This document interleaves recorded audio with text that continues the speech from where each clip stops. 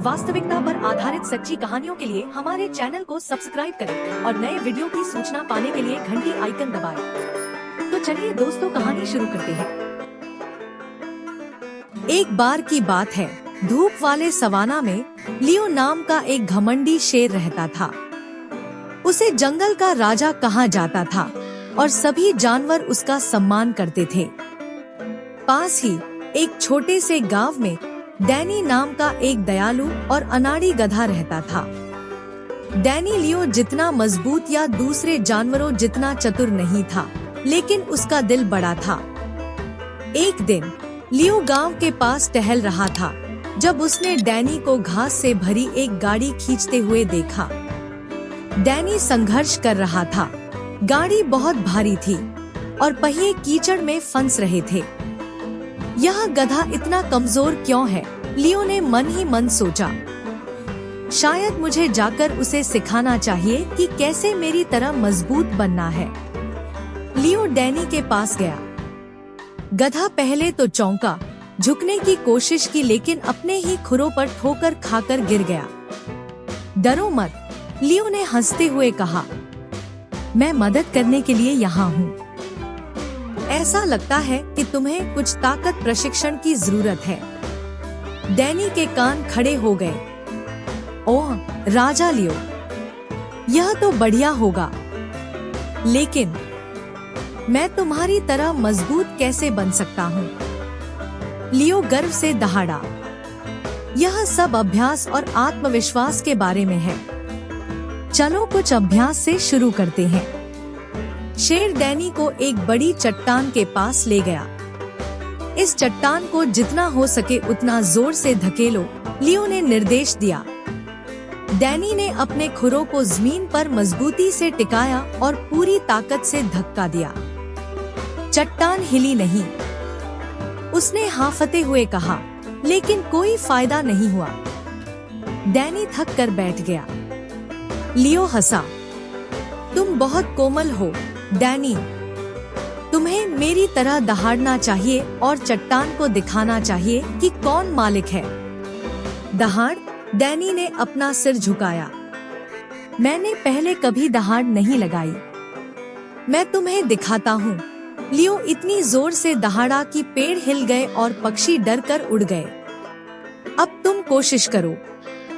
Danny ने गहरी सांस ली, अपना मुंह खोला और ही हाँ, उसकी चीख सवाना में गूंज उठी।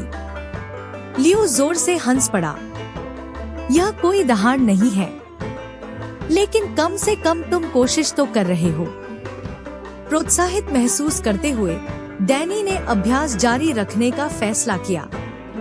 दिन ब दिन लियो ने डैनी को लकड़ियां उठाने, पोखरों पर कूदने और भी जोर से चीखने में मदद की।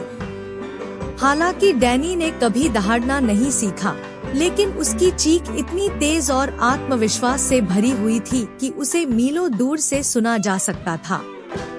एक दोपहर जब डैनी जंगल के किनारे चल रहा था, तो लकड़बग्घों का एक झुंड दिखाई दिया।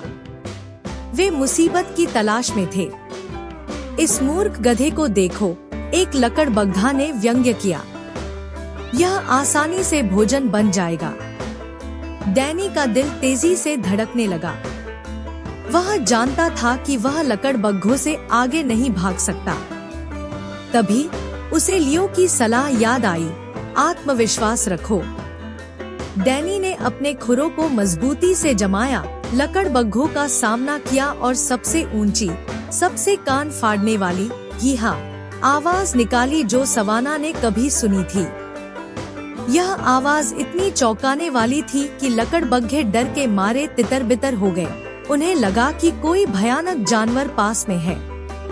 लियो, जो एक पेड़ के नीचे झपकी ले रहा था, जाग गया और यह देखने के लिए दौड़ा कि क्या हुआ था। जब वह पहुंचा, तो उसने डैनी को गर्व से सीना फुलाए हुए खड़ा पाया। यहाँ क्या हुआ? लियो ने पूछा। डैनी मुस्कुराया। मैंने अपनी शक्तिशाली दहाड़ से लकड़बग्घों को डरा दिया। लियो ने हंसते हुए डैनी की पीठ थपथपाई। अच्छा किया मेरे दोस्त, तुम शेर की तरह दहाड़ नहीं सकते, लेकिन तुमने एक शेर का दिल दिखाया है। उस दिन से डैनी को अब सिर्फ एक अनाड़ी गधे के रूप में नहीं देखा जाता था। उसे डैनी द ब्रेव के नाम से जाना जाता था और सभी जानवर उसके साहस की प्रशंसा करते थे। और लियो, उसने सीखा कि ताकत कई रूपों में आती है और कभी कभी एक दहाड़ की तरह ही शक्तिशाली हो सकती है। और इस तरह लियो और डैनी सबसे अच्छे दोस्त बन गए, जिससे साबित हुआ कि सबसे अलग जानवर भी एक बेहतरीन टीम बना सकते हैं।